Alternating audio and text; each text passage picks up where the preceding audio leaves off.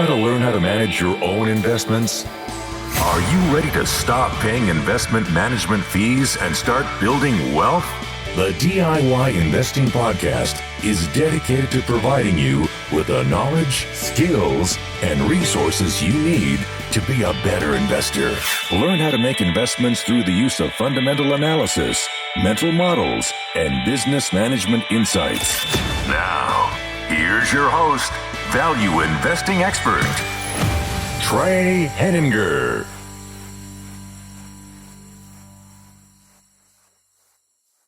Hello and welcome to the DIY Investing Podcast. My name is Trey Henninger and I'm your host. However you are listening to today's podcast, please be sure to subscribe. If you're listening on YouTube, hit the like button. And if you're listening on a podcasting platform, your 5-star rating and review is much appreciated. Thank you for your support. In today's episode, I want to discuss banks and the banking industry's business model. Specifically, we're going to focus on why banking is an attractive industry. Today's episode is a follow-up episode in my banking series, which began in episode 79, How Banks Make Money. If you haven't listened to that episode, you don't need to listen to it before listening to today's episode, but I would highly recommend listening to that episode as well after listening to this one. Today, we'll continue with a focus on why banking is an attractive industry. So let's discuss some key characteristics of the banking industry. I'm going to first list off what these characteristics are that I think make it attractive for investors, and then we're going to go into detail on each one. Some of the key characteristics that I think are important for investors to consider on why I believe banking is an attractive industry are, first and foremost, there have been fewer banks over time in the United States. Second, the number of new banks being created has fallen nearly to zero. There are high retention rates in the banking industry, low competition, and as an industry, banking efficiency is improving over time. Banking is also a durable industry, and the business is very simple. So let's dive in on each of these items and talk in detail about why I think banking is a good industry to put some money in to work as an investment. So, first and foremost, banks are becoming fewer in the United States over time. Now, I don't have data on the rest of the world, but I wouldn't be surprised if this standard is holding true in much of the developed world. I don't like that term, but let's just say much of the European economies that banks may be declining over time. But it might be that in other parts of the world, the number of banks are increasing. But specifically for our U.S. investors and those foreign investors who are investing inside the United States, this is a very key component, and that's that there are fewer banks over time in the United States. If we look back to 1966, there were 23,000 commercial banks in the United States.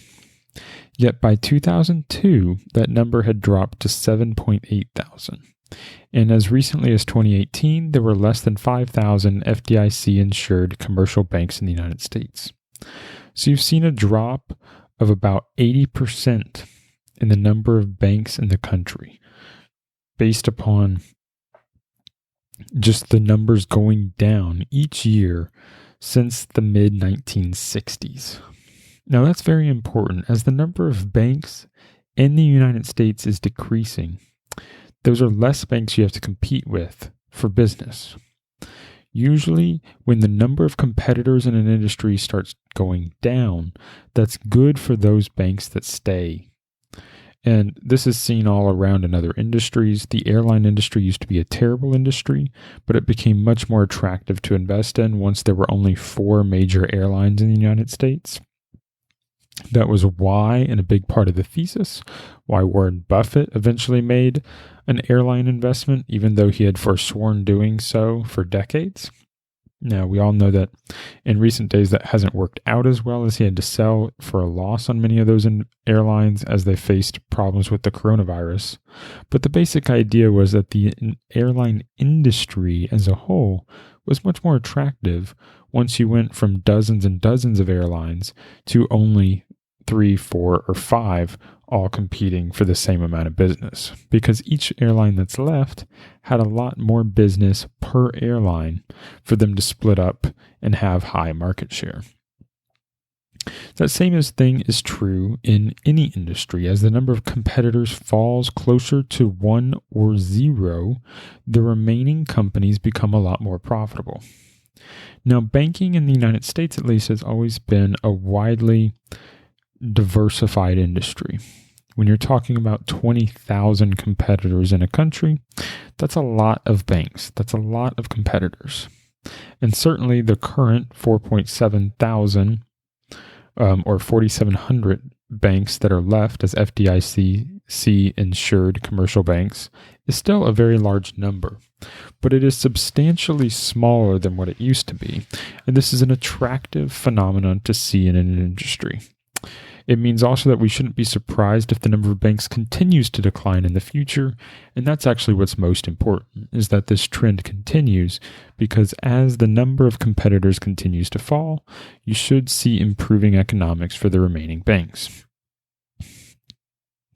This leads me to my second point, which is that the number of new banks being created in the United States has fallen close to 0 in recent years. Before the 2008 financial crisis, about 146 new banks were created each year on average. Now, the number of banks continued to fall because you'd have about 300 banks disappear each year, and so you'd have a pretty consistent drop in banks over time. And those bank disappearances, a lot of times, were because they were being bought out in mergers and acquisitions. Some would fail, but for the most part, banks are less likely to fail and more likely to simply be acquired when they're not making an economic return on their money. So before the crisis of 2008, you had about 150 banks per year going away. That's the difference between the 300 that were going away each year plus the 150-ish that were being created. But since the financial crisis, only about 1 new bank per year has been created. This has been a substantial decline since 2008. Now, this can be due to a lot of reasons. You can come up with your own reasons. Could be because the bank is much less attractive in terms of the prestige of the industry. Some people have started to consider banking evil. Some people have seen the destruction that has been blamed on the banking industry, correct or otherwise. There has been a stain on the industry since the 2008 financial crisis. Interest rates have been rock bottom. Profitability in the industry is much lower when interest rates are low. So the attractiveness of starting a new bank is much lower. And you have regulations which are much higher. So since the 2008 financial crisis, there's been a lot of new regulation on the banking industry. And anytime you have regulation on a business, it causes less businesses to be created because it's harder to compete as a startup in an existing industry when regulation is high. Depending upon your political bent or your preconceived notions, you might pick up on any one of those and ascribe more will towards it than others. But I think the main point is that there's a multitude of reasons why this phenomena has occurred in the past, and that the last 10 years you've seen a substantial reduction in new banks being created in the United States. And not only that, but you could probably expect that same stance to continue on in the future for some of these reasons continue to be true. You still have low interest rates. You still have high regulation on the banking industry. Specifically for the largest banks in the United States, you have the Federal Reserve can determine whether the bank is allowed to pay dividends or pay or make share repurchases. And these regulations are global. You affect many banks, whether you're small or large. And you're told how much capital you have to have and all sorts of things. And complying with these regulations is expensive. And specifically for small banks, it can be onerous to try and comply with regulations.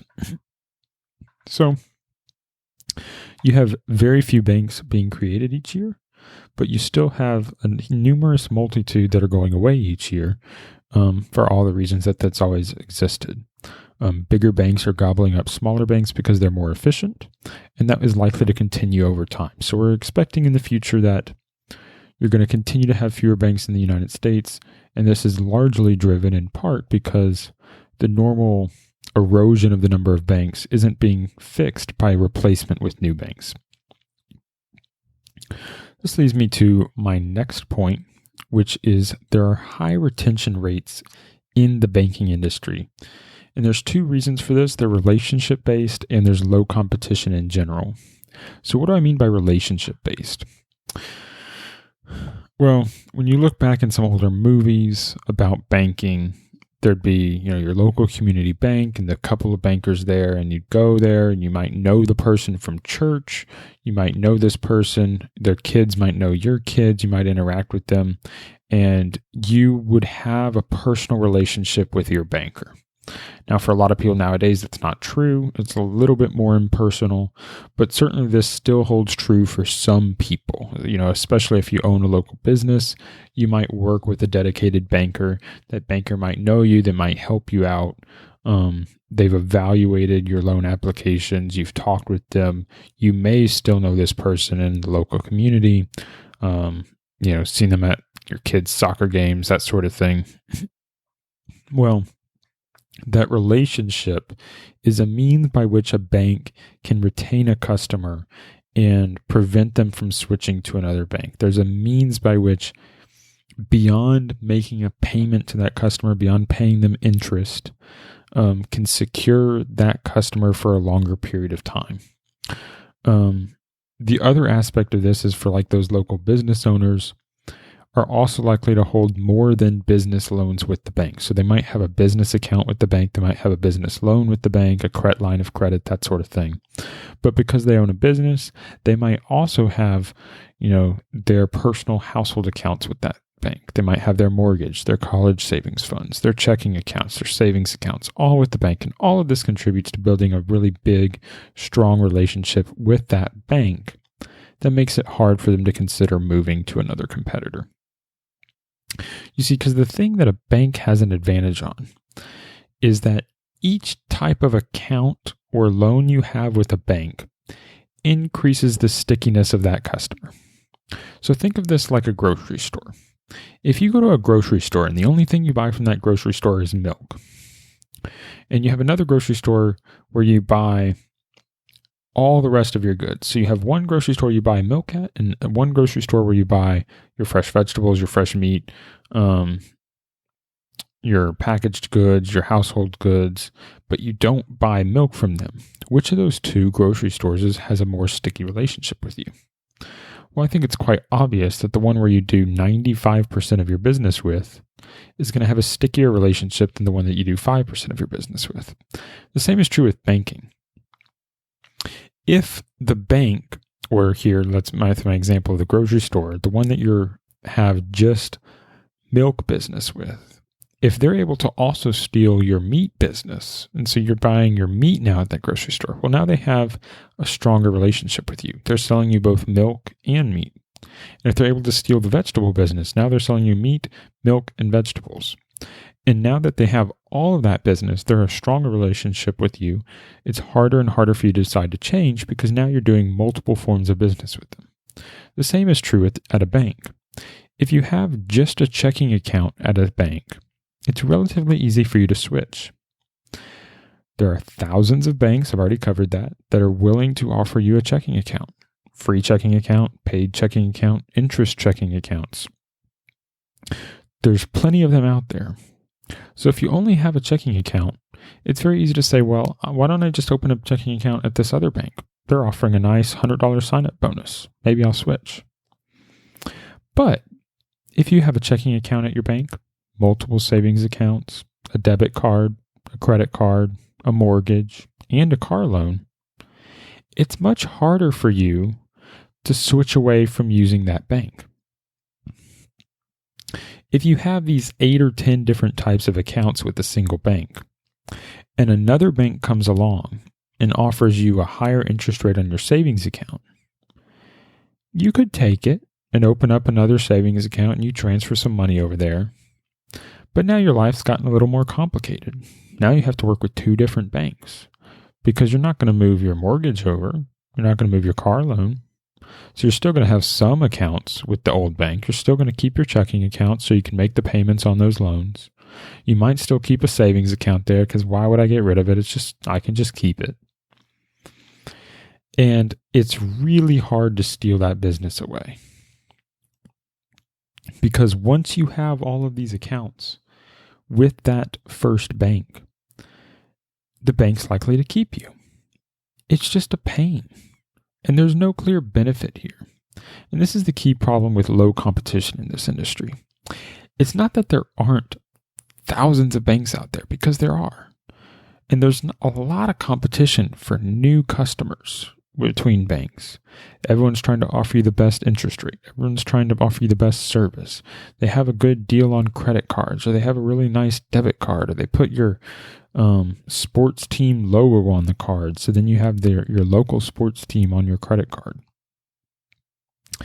All of these are ways to get you to move your money to that bank or to get you in as an initial customer. And there's high competition for initial customers. But there's low competition to actually steal a customer from another bank. Most of the competition is for young people that don't have banking relationships, people in college, people that are 18 years old can just now sign up for a credit card. These are the people being targeted for competition.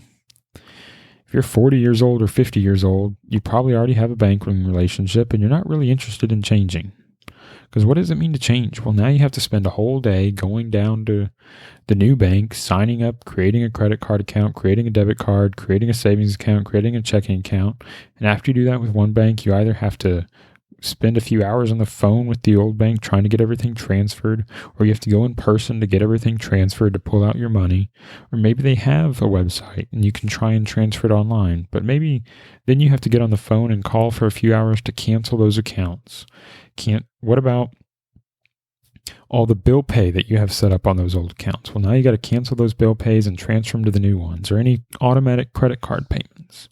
That all has to be canceled and transferred to the new credit card. That's a pain. It's time consuming. It's difficult. And from a customer's aspect, there's very little benefit for doing so. Now, the bank wants you to do it, but it's really hard to convince someone to spend all that time when there's not a huge difference. Maybe you have a slightly higher savings account rate. You're going to get 2% interest on your savings account instead of 1%. But how much money is that anyway? Is that an extra $100 a year? Well, you have to have a lot of money in your account to save an extra $100 a year from a 1% interest rate, change. It's a lot of money just sitting there. You're not investing. Well, how much is $100 of your time worth? Are you really paying yourself that well to save that money? If you spend 10 hours to get that $100, it's $10 an hour. Some people that's good, some people that's bad. It depends on your situation. But think about that. You're not going to do that often. Let's say you do change that and you spend 10 hours changing from one bank to another. Are you going to do that every year? You're going to do that every 6 months? Or are you more likely to do it once a decade? And I think you're closer to changing banks once a decade than you are once a year. And I think that is what the key point is with banking. It's low competition because it's hard to steal a customer. Now, if you read a 10K on a bank, they're going to say it's a very high competition industry. They compete on interest rates. They compete on all these things.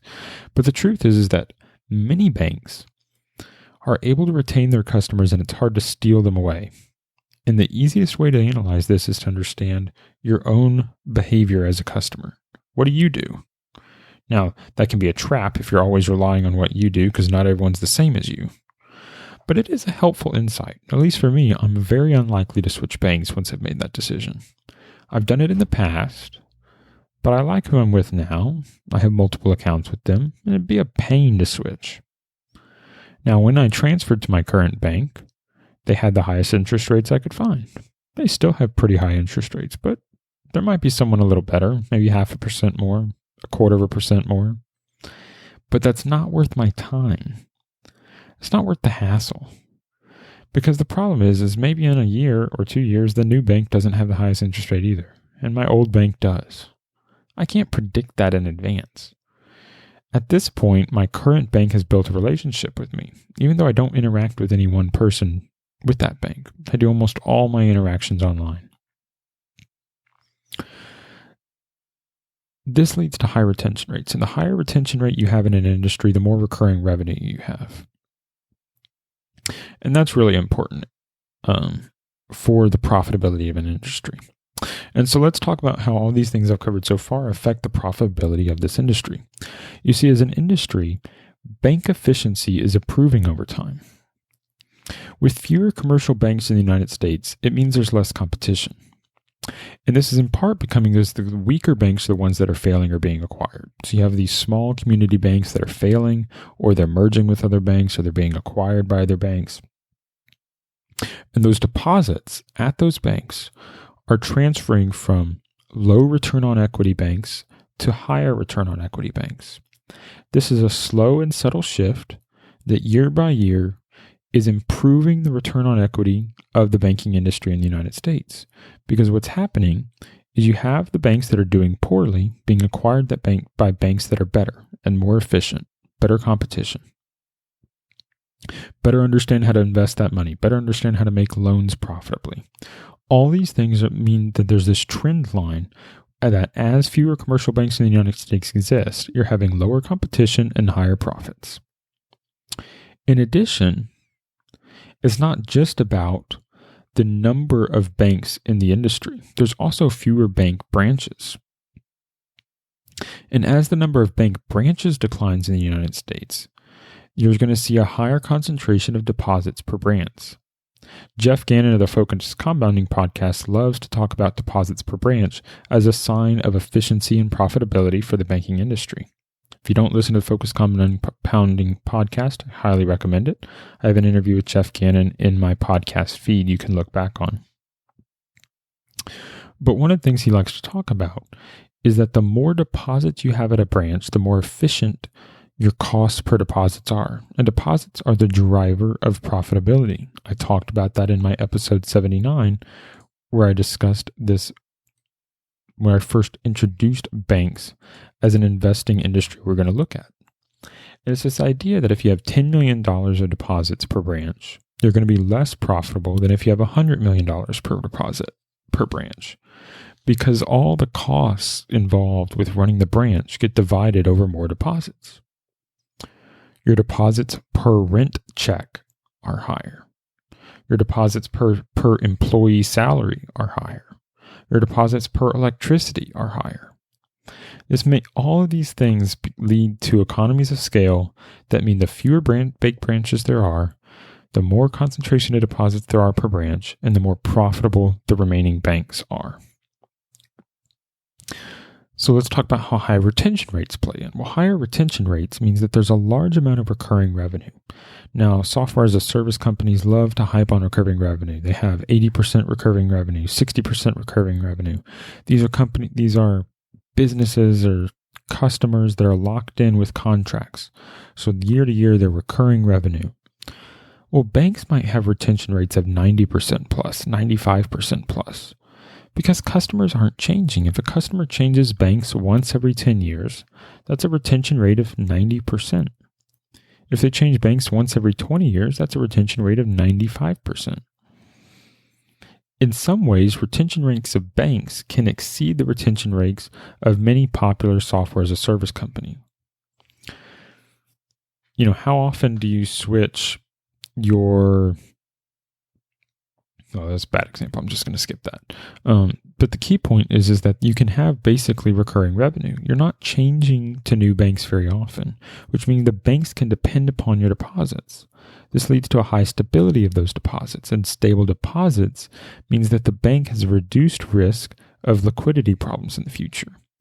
One of the big concerns of a bank is even though they're just loaning out money at high interest rates and bringing in money from deposits and paying low interest rates, is a mismatch in the timing of their cash needs. Deposits are a short-term form of funding in general. Technically, you can go to your bank and withdraw all your money today if you want to, if it's in a checking or savings account. That means that bank needs to have that money available. But if every bank customer did that on the same day, it'd be a bank run and the bank would run out of money before they could pay everybody. In practice, this isn't a problem because there's never a day where everyone wants their money at the same time. Most people like having their money in the bank. They like being able to earn interest on their money, and they're never all spending it on the same day. And if they're only spending it instead of cashing it out, then they're just transferring it to another bank and all the money stays in the banking system and rotates around.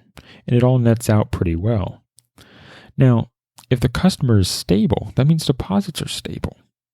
And it's not necessarily likely that those deposits are going to leave the bank then, which means the bank can depend on that deposit being there, not simply overnight till tomorrow, but being there 5 years from now or 10 years from now, which means they now have the confidence to be able to loan out money for 3 years, 5 years, 10 years. Because the problem with a bank is most of their loans have a duration, a fixed duration, like 5 years.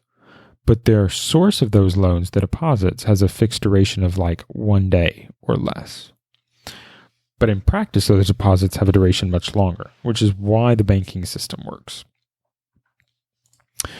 So there's another problem I haven't touched on here, but ties into this improving banking efficiency, which is that financial service companies and the internet are lowering costs needed to serve customers. If you have a website, it's easier for a bank to serve its customers, to show them what their bank balance is, to allow them to transfer money from one account to another, to allow them to transfer money or to make bill payments. All of that has become much cheaper for banks to pull off with the internet being available, having a website. It reduces the need for branches. It reduces the need for employees. It reduces the need for wire transfers. It reduces the need for checks. It reduces the need for all of these costs that are embedded in the business model, and it's lowering those costs over time. That means that there's more profit per dollar of deposits for the banks that are left. So all that wraps up a little section that's saying banking efficiency is improving over time. You're having higher returns on equity. You're having higher profitability because there's fewer banks, fewer bank branches, high retention rates, and the internet is allowed lower costs across the board. So I have 2 more points. The first of those 2 points is that banking is a durable industry. What does that mean? Durability of industry is very important, and durability of a company is very important. When you're making an investment for the long term, when you're buying a stock and saying, I want to buy a stock in this business and own it for 10 years or 20 years or 30 years. Well, that's only valuable if the company's still around 10, 20, 30 years from now. Well, if a company is to be around 10 or 20 years from now, then the first thing that needs to be around is that industry needs to be around. It needs to be a long-term, durable industry. It needs to be a valuable industry that will always provide a valuable service to customers. This might seem like a weird question, but the durability is very important because if you focus simply on the financial metrics, you might buy stock in a company that's not going to exist 10 years from now. Kodak investors thought they were invested in a company that was very strong.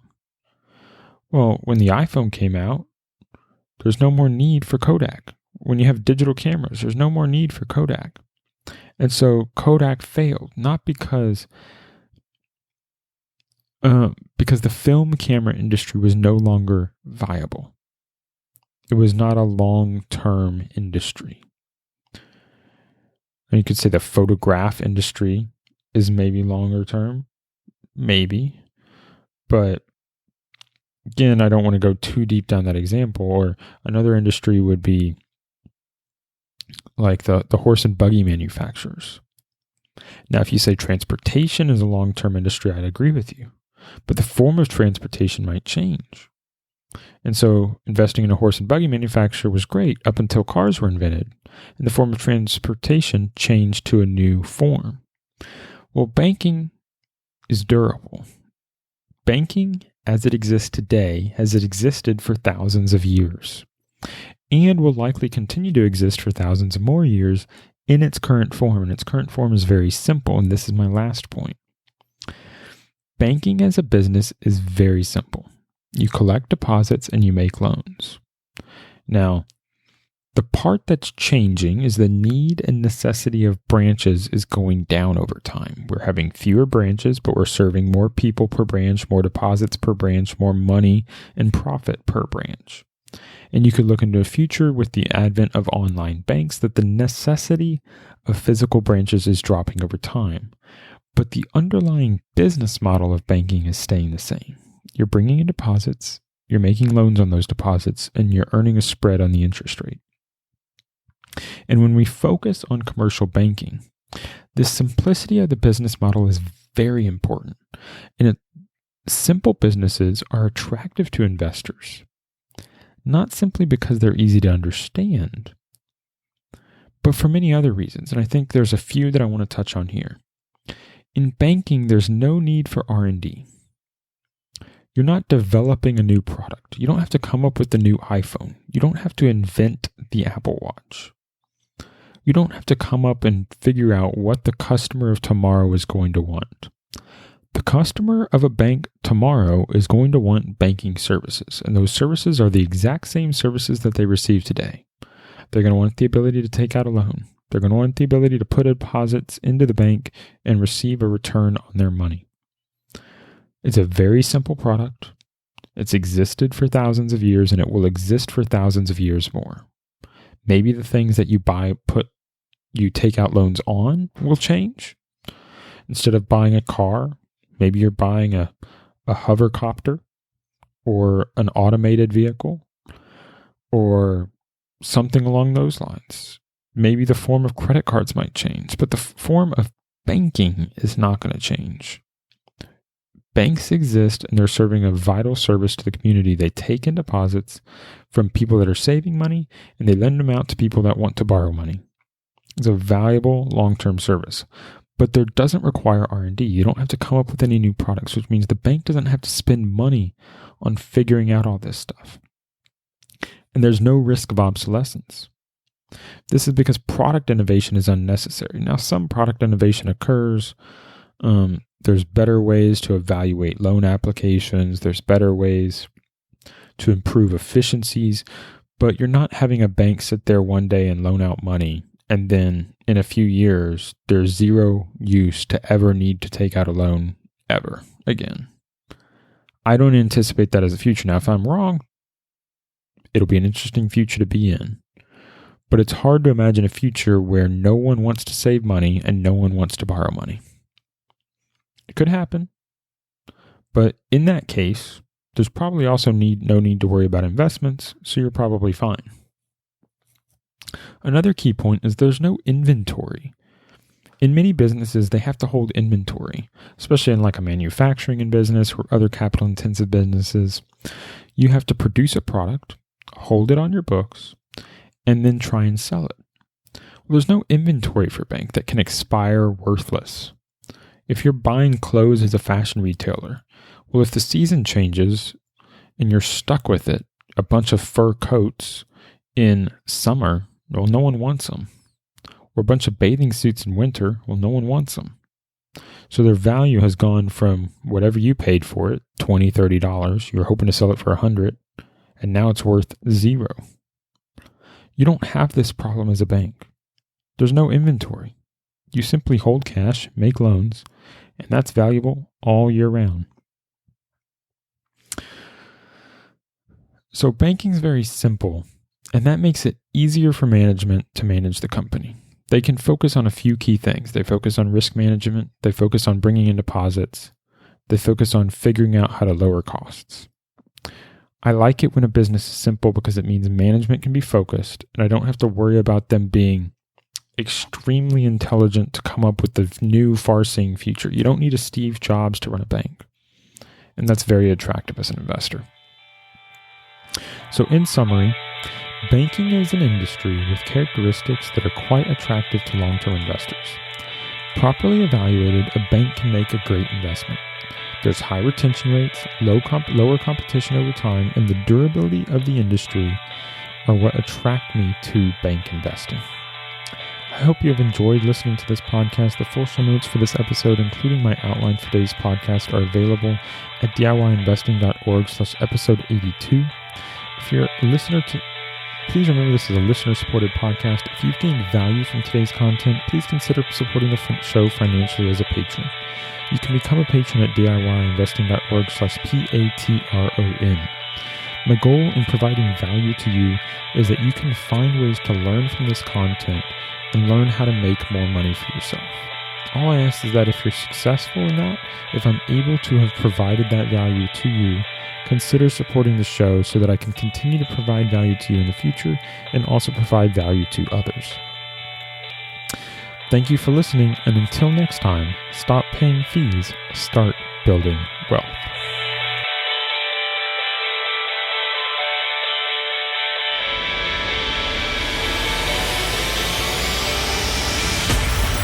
Thank you for listening to the DIY Investing Podcast. Please visit our website and subscribe to our email list at DIYinvesting.org for guides, videos, and resources to help make you a better investor.